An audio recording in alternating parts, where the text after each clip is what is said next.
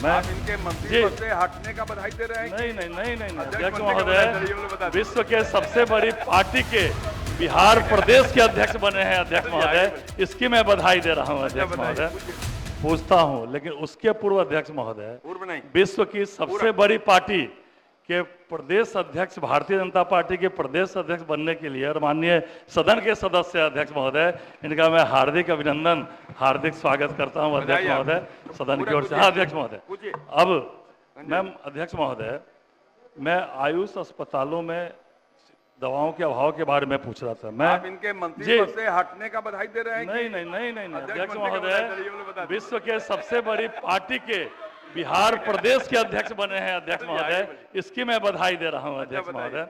हाँ अध्यक्ष महोदय, माननीय मंत्री जी ने बोला है कि आयुष अस्पतालों में 3,56,58,000 की दवाई वित्तीय वर्ष में राशि का प्रावधान किया गया। मैं पूछना चाहता हूं अध्यक्ष महोदय कि राज्य में जो आयुष चिकित्सक हैं, अतिरिक्त स्वास्थ्य केंद्र में 1399 हैं, प्राथमिक स्वास्थ्य केंद्र में 533 है और जिला अस्पतालों की संख्या 36 है।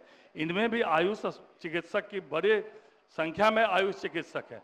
तो इन तीन जो मैंने अस्पताल बताया, इन तीनों अस्पतालों में ये जो दवाएं हैं, देसी दवाएं, उसमें कितने की राशि कर्णांकित की गई और कितना दवाई उपलब्ध कराई गई अध्यक्ष महोदय, ये मैं माननीय मंत्री जी से पूछना चाहता हूं अध्यक्ष महोदय। स्वास्थ्य विभाग महोदय, माननीय आप तो आयुष दवाओं की आपूर्ति करने का विचार रखते, केवल ये प्रश्न आपका है। आप इतनी राशि आवंटित की गई, ये प्रश्न में कहाँ है? दवा के लिए राशि, दवाओं की संख्या पूछ रहे तो वो भी प्रश्न बता दीजिए। आप महोदय, माननीय सदस्य की जो चिंता है वह वाजिब है। जो आयुष चिकित्सक है वो आयुष दवाइयां ही लिखे, यही उनका काम भी है और यही सोच के विभाग उनको नियुक्त भी करता है। और इस वित्तीय वर्ष में 3,56,58,000 रुपया इस कार्य में आवंटित किया गया है। मैं माननीय सदस्य को ये बताना चाहता हूं कि प्रश्न के जवाब में अभी 3,56,58,000 रुपए की राशि की जानकारी मैंने उन्हें दी है। कल पुनः इस विषय की समीक्षा दोबारा मैंने विभाग में की और फिर जब दोबारा विभाग में समीक्षा की, उसके उपरांत हमने फिर तय किया कि और 7 करोड़ रुपया अगले 3 महीने के अंदर इस काम के लिए विभाग देगा और 7 करोड़ इसके अतिरिक्त और राशि इस आयुष की दवाइयों के क्रय हेतु खर्च किया जाएगा। और जो राज्य की आयुष समिति है वो इसकी लगातार मॉनिटरिंग करेगी कि जो हमारे आयुष चिकित्सक हैं वो इन दवाइयों को लिखे और उनकी आपूर्ति भी जो हमारे मरीज हैं उनको उपलब्ध किया जाए, उनको दवाइयों की उपलब्धता भी सुनिश्चित हो।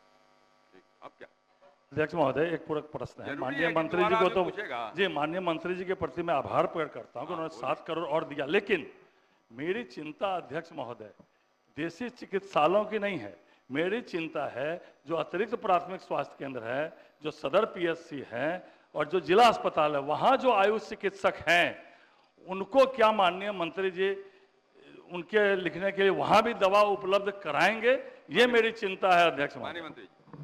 उन्हीं 3 स्तर के चिकित्सा सेवा संस्थानों में चिकित्सकों की नियुक्ति की जाती है, तो स्वाभाविक रूप से जहां चिकित्सक रहेंगे वहीं दवा लिखेंगे और वहीं दवाइयों की आपूर्ति भी होगी।